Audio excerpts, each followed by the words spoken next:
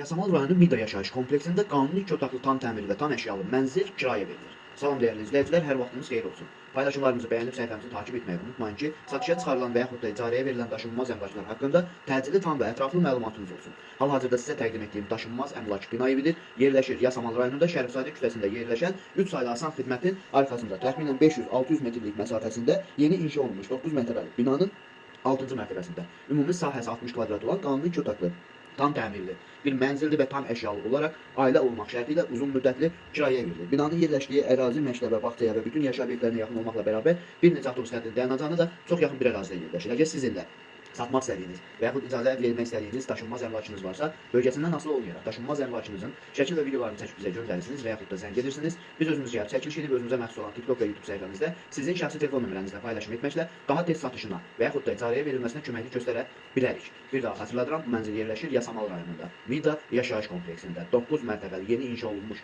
binanın 6-cı mərtəbəsində ümumi sahəsi 60 kvadrat olan qanuni 2 otaqlı tam təmirli və tam əşyalı mənzildir. Ailə olmaq şərti ilə uzun müddətli kirayəyə verilir.